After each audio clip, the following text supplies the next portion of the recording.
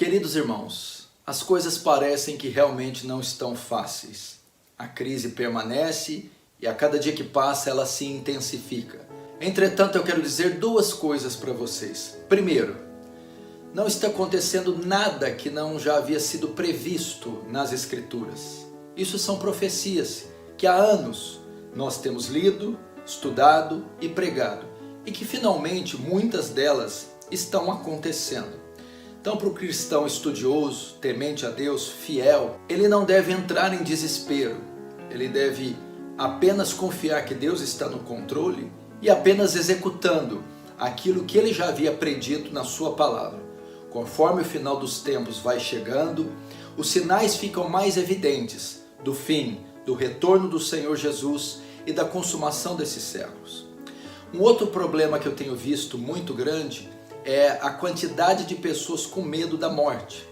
Sim, a morte é um inimigo muito poderoso e ela causa temor em muitas pessoas. Desde que o homem caiu e que o pecado entrou no mundo, a morte passou a ser comum a todos os homens. A morte física, para aquele que não tem entendimento da eternidade, para aquele que não conhece os aspectos do Evangelho, ela é apenas deixar esta existência. As pessoas estão com esse temor de deixar essa existência. Esta pandemia está trazendo uma das maneiras de levar a vida das pessoas, como existem tantas outras. As pessoas, de uma maneira ou de outra, irão morrer.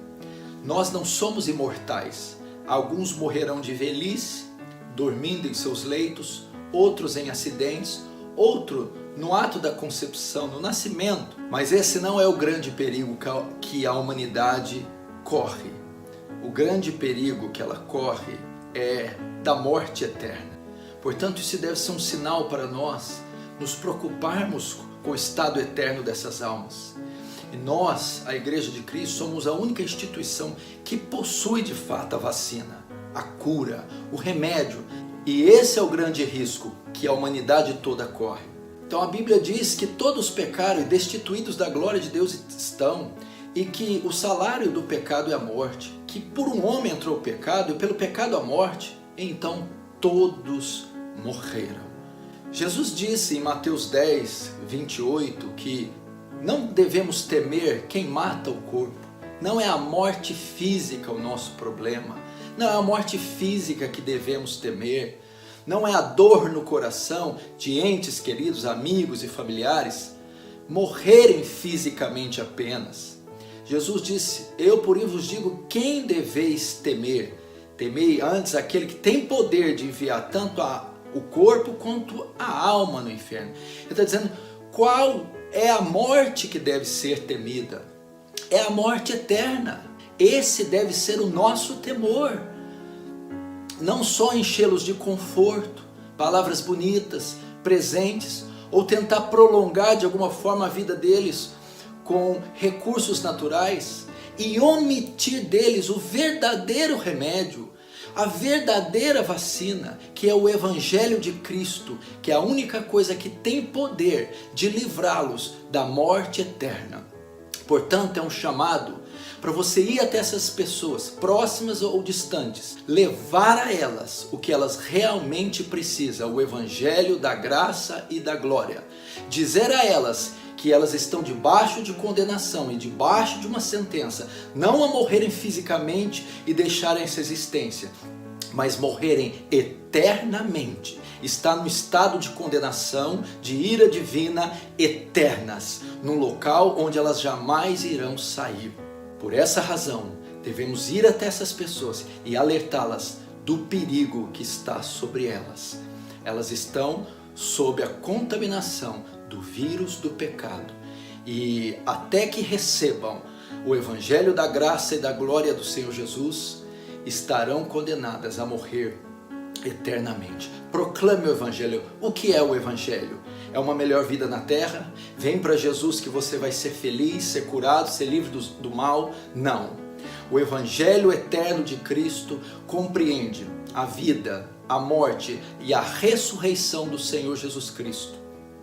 É a bela história, a boa notícia, como um Deus justo salva pecadores injustos, sem deixar de ser justo. Ele envia o seu Filho para se fazer carne, à semelhança dos homens, cumprir toda a justiça de Deus e morrer numa cruz. Naquela cruz, ele leva sobre ele o pecado do seu povo e se faz maldição.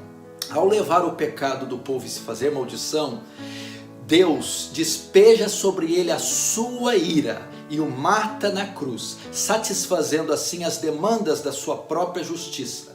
E agora, como prova que o sacrifício de Cristo foi suficiente e eficaz para redimir o seu povo dos pecados, Deus o ressuscita dos mortos no terceiro dia, mostrando que o sacrifício foi suficiente. E agora, após esse sacrifício substitutivo ter sido oferecido na cruz para nos redimir, Ele ordena que todos os homens em todos os lugares se arrependam e creiam no Evangelho.